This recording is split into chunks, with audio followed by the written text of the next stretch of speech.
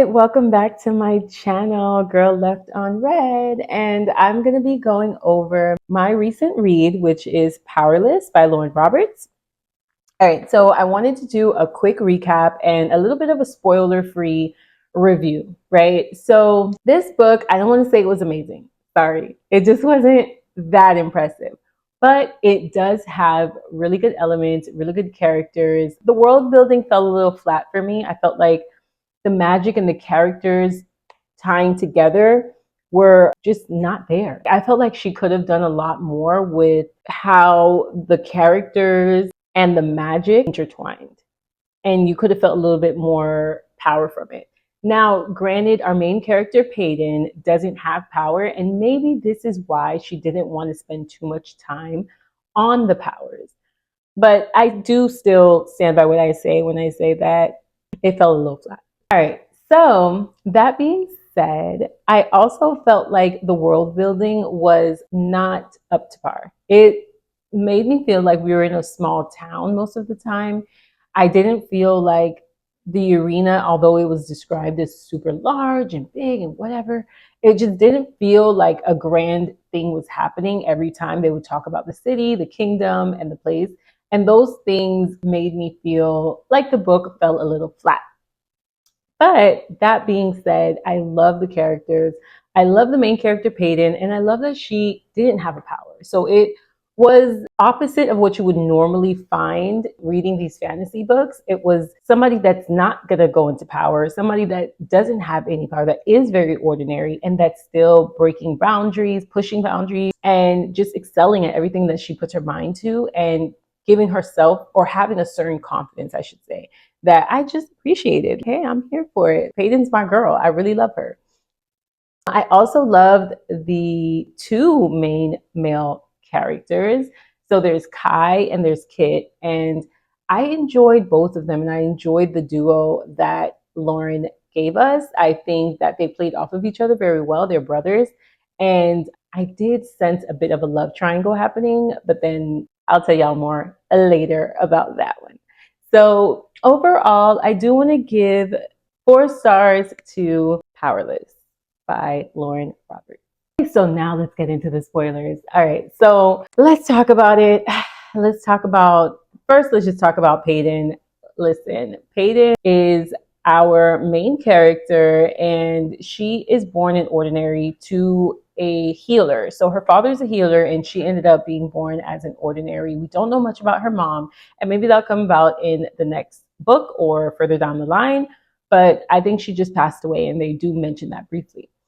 So Peyton basically has been living on the streets and raising herself ever since her father passed or was killed by the king, right? She has a best friend and who took her in when she just didn't have anything, and she's a seamstress.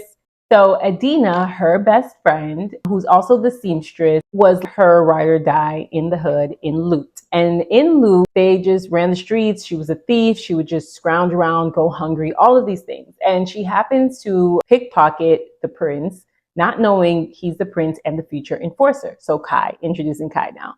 So Kai, who ends up being obviously the male love interest, that romance, which I loved him, by the way. I thought he had it. I was kind of feeling good about him. She ends up pickpocketing him, and then later on has to save him from this certain type of person who has a power that basically blankets other powers. So it makes all of their powers muted, and you're unable to use it, and it feels like a weight or force is on you. So this starts happening in the middle of a crowded marketplace, and then she just sees Kai, something's going on with Kai or whatever, and she turns around and she ends up helping him and saving his life. And she then becomes the Silver Savior. After becoming the Silver Savior, there's these trials, and these trials are supposed to just show your loyalty and your pride for being with the kingdom. And Peyton Peyton doesn't decide. Somebody puts Peyton into the trials, and she has to basically fight for her life, which I felt like so unfair. You just saved one of the princes, possibly an heir, possibly the future king, and you saved him, and now you're being put in these trials to just survive, and it was just totally unfair to me. So regardless of the fact, she had to be a part of these trials and basically train every day with him in the palace and get to a place where it's three main trials. One was on in some forest, in some really crazy forest with animals and stuff. And then another one, they had to climb a mountain. And then the last one was a maze. Now, throughout the story, there's a lot of tension happening between Peyton and Kai, and we all love it because it's almost an enemies to lovers forbidden romance, but it's more like they're just a little more close proximity, and then it by the end of the book, so when we get to the end, we just realize that they are about to be enemies because we find out that Kai kills Peyton. We find out that Kai killed Peyton's father, and then Peyton ends up killing Kai's father, the king, at the end. So all of this happens, and they end up being enemies, and now they're never going to be together, and it kind of sucks because I don't even think they kissed in the book. So there's so much romantic tension happening, and they just never end up being together. A whole book of just waiting for a steamy romance thing to happen, and all they end up doing is cuddling the entire time. Scratch my eyes out. What the fuck am I reading? Exactly. So that being said, I just really enjoyed their witty banter with each other. They would call each other by each other's last names, and they would get a little with each other, and it was just really cute. I think Lauren definitely knew how to build that part of the plot out. Another part that was very interesting, and that I have a couple questions about it, I would say Peyton and the Resistance. It was so fast, and it was like she trusted these people so quickly, and I guess because they knew her father, and she is pretty young, so she was a bit naive in that moment. She ends up joining the Resistance and what they wanted to do, and it ends up going horribly wrong. Nothing worked out for them, which really sucks because I do think that the ordinaries do deserve to live. They literally slaughter the ordinaries. If you're an ordinary, just for being an ordinary, you cannot live. And they think that because you're an ordinary, you're going to now weaken their power and make them sick. And all of this came about because of a plague, and they just don't want this plague to come back.